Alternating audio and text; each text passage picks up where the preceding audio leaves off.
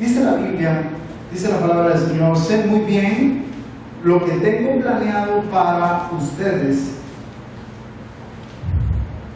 Dice el Señor, son planes para su bienestar, no para su mal. Son planes de darles un futuro y una esperanza.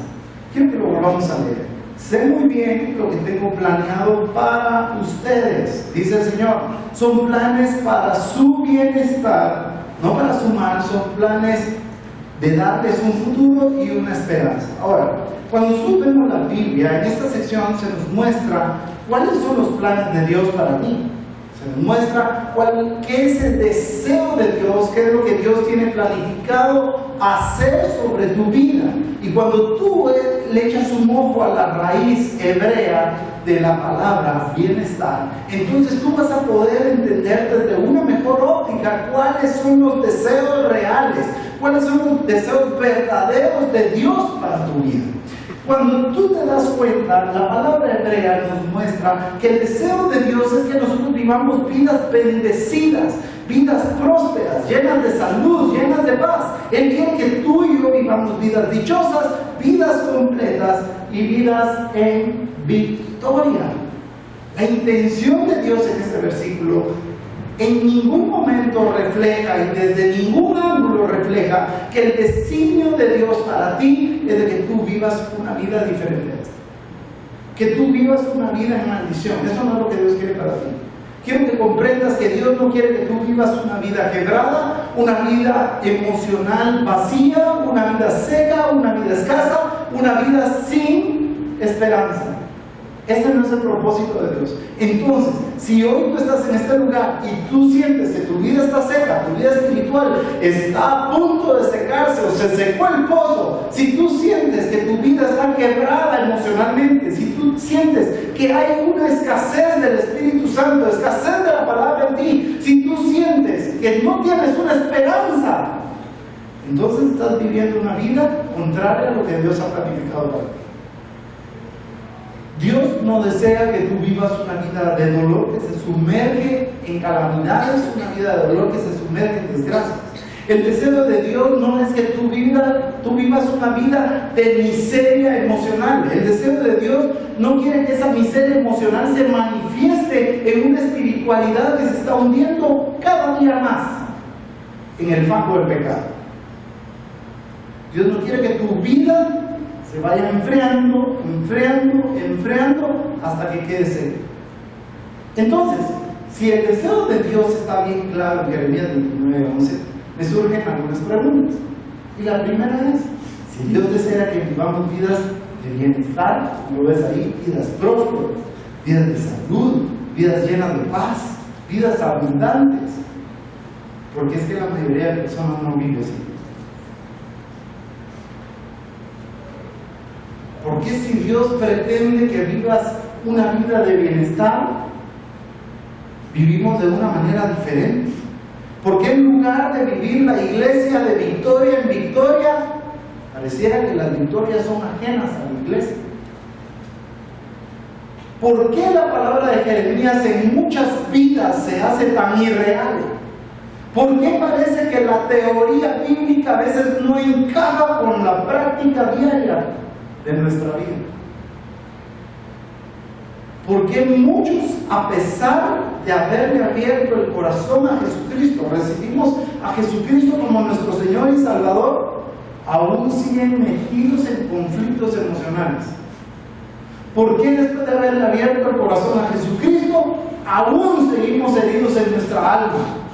Llevamos años de venir a la iglesia, llevamos años de oír el Evangelio, llevamos años de cantar alabanzas, llevamos años de ser ministrados, llevamos años de ofrendar, llevamos años de diezmar, pero aún seguimos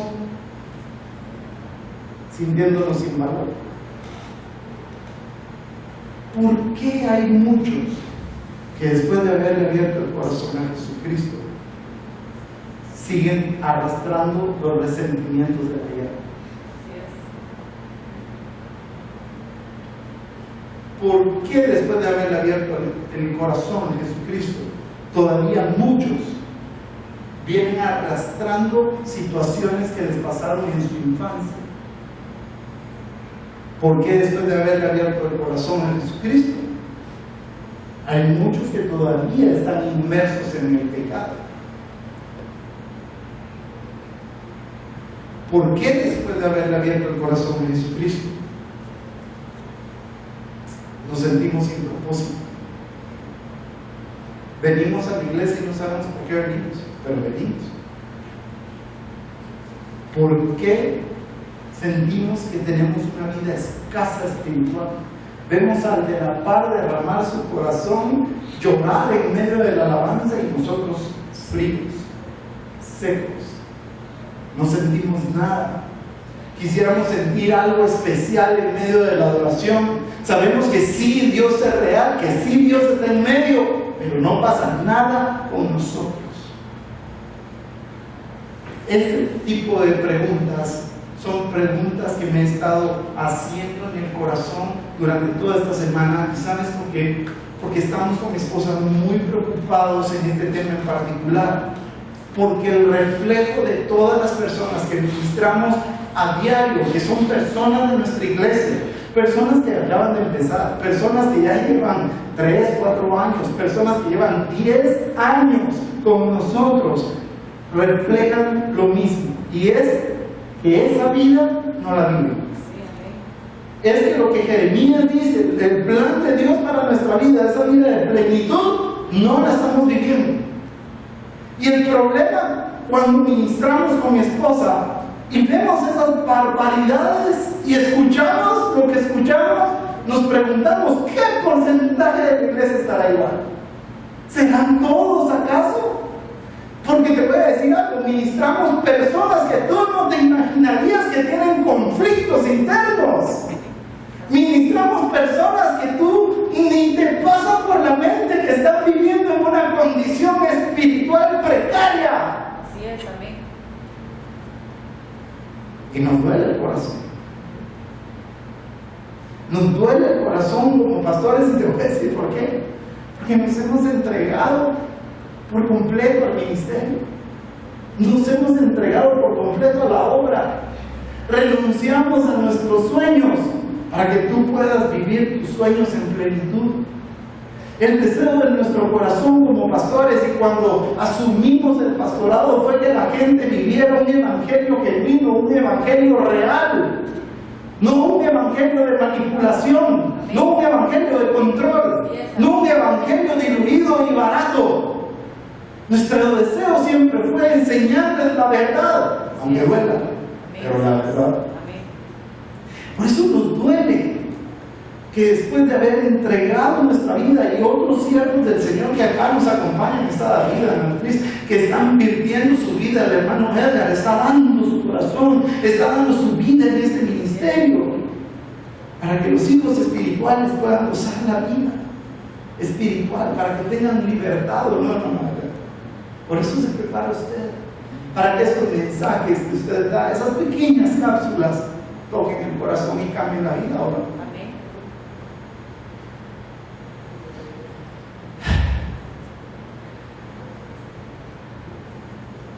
El problema es cuando nos subimos a la administración en el vehículo de la realidad.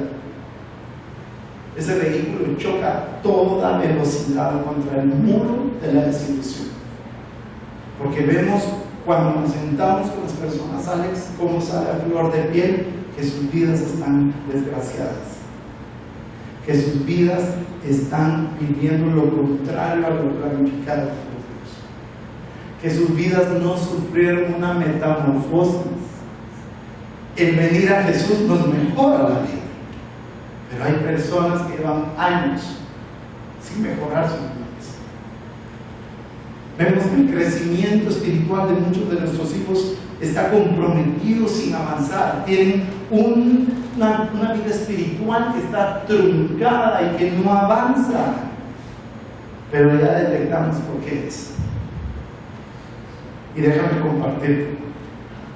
A las personas que hemos ministrado nos damos cuenta que tienen un factor que es común. Tienen un común denominador, cada uno de ellos. Son diferentes casos, diferentes situaciones, pero todos tienen un común denominador. Y te voy a decir qué es. Que la verdad es que no han sido libres. Así es.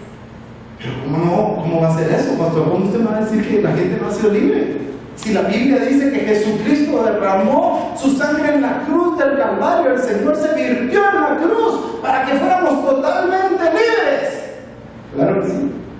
Eso dice la Biblia. Eso lo creo yo con todo mi corazón. Eso lo experimento yo. Pero el problema es de que hay muchos que después de haber recibido la libertad siguen pensando como esclavos y siguen viviendo como esclavos. Hay gente que lleva años siendo ministrada, oyendo el mensaje, viniendo a cantar, viniendo a alabar, participando, hasta ministrando, hasta siendo parte del grupo de liderazgo de la iglesia. Pero te estás dando cuenta que tienen actitudes que saltan a la vista de su vieja vida. Esa vieja vida, ese viejo hombre que según la Biblia debió haber muerto hace años, pero ese viejo hombre aún está vivo. La Biblia nos enseña que deberíamos de crucificar esa vida anterior todos los días y resucitar a la vida en Cristo, según Gálatas 2:20. Pero lastimosamente la palabra de Jeremías, esa palabra de morir, resucitar diariamente, esa palabra de una vida mejor, simplemente para muchos no es una realidad bíblica. Para muchos eso no pasa a ser solo bonitos versículos que nos motivan por un momento. Yo te voy a decir algo que he aprendido no solo en la lectura, lo he vivido, y es que Jesucristo no nos vino a dar libertad a medias, nos vino a dar libertad completa. Y la palabra del Señor dice en Gálatas 5:1, para libertad. ¿Para qué nos hizo libres el Señor? Para libertad fue que Cristo nos hizo libres. Por tanto, permaneced firmes y no os sometáis. Quiero que subrayes o que te grabes o que escribas esa palabra. No os sometáis otra vez al yugo de esclavitud. Aquí Pablo hace una referencia a la ley. Si fueron libres de la ley, ¿por qué van a regresar a las doctrinas de la ley? ¿Por qué van otra vez a tomar la ley? Pero yo quiero que te des cuenta en algo que vamos a utilizar de este versículo. Si Cristo nos hizo libres, ¿por qué vamos a vivir como esclavos? Si Cristo, mira, con su sacrificio vino a destruir las obras del maligno, no dice así la palabra, las obras del mal. Colosenses 2:14, todo fue clavado en la cruz y fueron exhibidos ahí, fueron derrotados los principados. ¿Te recuerdas lo que dice Colosenses 2:14? Entonces, ¿por qué una gran mayoría de personas aún siguen presos en su vida pasada? ¿Por qué llevamos a flor de piel el dolor y la tristeza de nuestro ayer cuando nuestro ayer ya fue borrado? ¿Qué es lo que dice Miqueas? Mira, la palabra me gusta esto. Miqueas 7:19 nos dice algo importante: que el Señor nuevamente tendrá misericordia de nosotros y que Él sepultará nuestras iniquidades, nuestro ayer, nuestro pasado, las cadenas. Todo va a ser sepultado y va a ser echado ¿a dónde? A lo profundo del mar. Entonces, ¿por qué permitimos que el ayer se enseñoree en nuestra vida? ¿Por qué permitimos que lo que nos lastimó ayer y nos hizo presas y esclavos hoy se enseñoree? Algo que me he dado cuenta por lo que dice la Biblia y que te dije que subrayaras es de que la esclavitud no es un estado, sino es una forma de vida que es impuesta o que nosotros optamos por vivir. Y mira, si la Biblia dice que Jesucristo nos hizo libres y libres totalmente, entonces la esclavitud que muchos viven el día de hoy, la esclavitud mental y la esclavitud física, la esclavitud de espíritu, es opcional. Es porque optaron a vivir de esa manera. porque ya el que nos imponía vivir así fue derrotado, fue vencido en la cruz del Calvario. Entonces, si tenemos problemas internos es porque nosotros queremos. Me gusta la palabra someter. Cuando te someten, chofer es a la fuerza. Pero cuando vos te dejas someter es voluntario. Entonces, somos esclavos por voluntad propia. Personalmente, creo que no existe una condición más terrible, Colochita, que alguien que después de ser libre persista en seguir siendo sometido por lo que fue libre, de lo que fue libre, del yugo de esclavitud que le fue quitado, seguir ahí. En enero, 1 de enero de 1863, Estados Unidos está en medio de una guerra civil que partió a los Estados Unidos en el norte y el sur. Pero el presidente Abraham Lincoln decretó que todos los que estaban en esclavitud y que residían en los estados esclavistas quedaran libres de inmediato. Cuando el presidente firmó aquel decreto de liberación, lo sorprendente, y esto me impactó cuando yo lo estaba leyendo, lo sorprendente fue que los esclavos seguían siendo esclavos. Y no por problemas, no por los esclavistas, por ellos mismos. Seguían siendo esclavos porque aprendieron a ser esclavos. Su mente les decía que eran esclavos y su cuerpo se conducía como esclavos. Aunque legalmente ellos eran libres, psicológicamente no. Y la tentación